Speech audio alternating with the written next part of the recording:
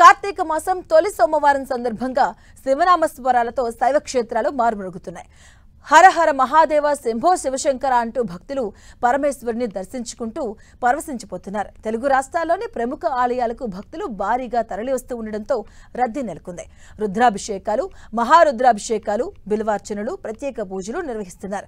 కార్తీక దీపాలు వెలిగించి ఆ ముక్కంటి కృపా కటాక్షాలు తమపై ఎల్లవేళలా ఉండాలని కోరుకుంటున్నారు. కార్తీక మాసం తొలి సోమవారం కావడంతో పంచారామ క్షేత్రమైన పాలకొల్లు శ్రీ క్షీరరామలింగేశ్వర స్వామివారి ఆలయం భక్తులతో నిండిపోయింది. ఇవాళ వేకువజాము నుంచే వేలాదిగా భక్తులు స్వామివారిని దర్శించుకుంటున్నారు.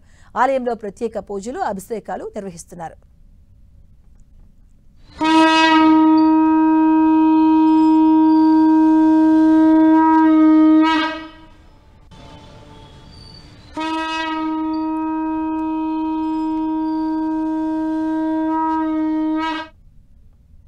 కార్తీక మాస తొలి సోమవారం సందర్భంగా పంచారామంలో జరుగుతున్న విశిష్ట పూజలపై మరింత సమాచారం మా ప్రతినిధి శ్రీనివాస్ అందిస్తారు.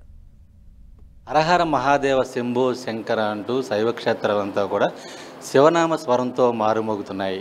కార్తీక మాసం పరమేశ్వరునికి ఎంతో పవిత్రమైన మాసం. ఈ కార్తీక మాసంలో మరీ ముఖ్యమైనది కార్తీక సోమవారం. కార్తీక మాసంలో వచ్చేటువంటి తొలి సోమవారం కావడంతో ఈరోజు పంచారామ క్షేత్రాలన్నీ కూడా భక్తులతో పెద్ద ఎత్తున కిక్కిరిసిపోయాయి.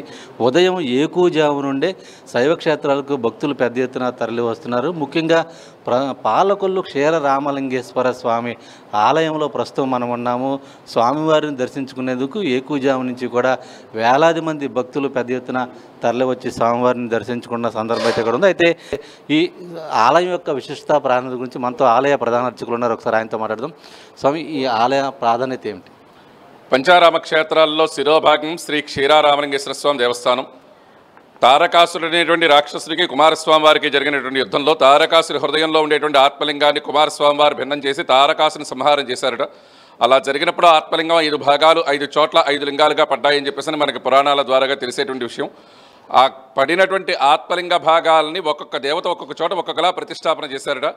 ఇక్కడ కృతయుగంలో శ్రీ మహావిష్ణువు శిరస్సు భాగాన్ని ప్రతిష్టాపన చేసిన తరువాత దండకారణ్యమంతా ప్రదక్షిణ చేసేటువంటి క్రమంలో శ్రీ మహావిష్ణువు అంశైనటువంటి శ్రీరామచంద్రమూర్తి స్వామి వారి చేత వశిష్ఠ మహర్షి స్వామివారిని పునఃప్రతిష్ఠ చేయించి క్షీరంతో అభిషేకం చేసిన కారణం చేత రామలింగేశ్వర స్వామిగా పిలువబడుతున్నారు అని చెప్పేసి మనకి పురాణాల ద్వారా తెలిసేటువంటి విషయం.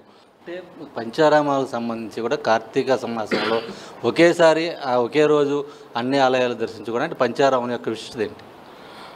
శివుని యొక్క ఆత్మలింగ భాగాలు పడ్డాయి అని చెప్పేసి మనం తెలుసుకున్నాం.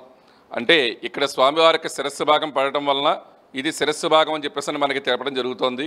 అలాగే బాహుభాగం అమరావతిలో పడిందిట, 3వది ద్రాక్షారామంలో మొండె భాగం పడిందిట, 4వది భీమవరంలో ఉదర భాగం పడిందిట, 5వది సామర్లకోటలో పాదభాగం పడిందిట. ఇలాగా పంచ ఆరామాలు ఏర్పడ్డాయి. ఈరోజు కార్తీక మాసం తొలి సోమవారం భక్తుల రద్దీ ఏ విధంగా ఎలా ఉంది? స్వామివారి యొక్క దర్శనం 3 గంటలకి స్వామివారి దేవాలయం తీయడం జరిగింది. 4 గంటల దగ్గర నుంచి స్వామివారికి దర్శనాలు ఇవ్వడం జరుగుతోంది. అలాగే 4 గంటల దగ్గర నుంచి గణపతి పూజ చేసుకుని మహన్యాసం చెప్పి స్వామివారి శివాలయానికి అభిషేకానికి భక్తులందరూ కూడా తరలి వస్తున్నారు. మొత్తానికి అటు కార్తీక మాసంలో మా పరమేశ్వరుని దర్శనం కోసం పెద్ద ఎత్తున భక్తులు తరలి వస్తున్న సందర్భం అయితే కూడా ఉంది. క్షీరరామలింగేశ్వర స్వామి వారిని ఉదయం నుంచి కూడా భక్తులు పెద్ద ఎత్తున వచ్చి దర్శించుకున్న పరిస్థితులు కూడా కనబడుతున్నాయి. స్వామివారిని భక్తితో ఎవరైతే కొలుస్తారో వారికి అన్ని సకల సంపదలు ఆరోగ్యాలు సమకూరుతాయని చెప్పి కూడా పండితులు చెబుతున్న పరిస్థితి. వీడియోలు ప్రసాద్తో శ్రీనివాస్ టీవీ, పాలకొల్లు క్షీరరామలింగేశ్వర స్వామి ఆలయం నుంచి.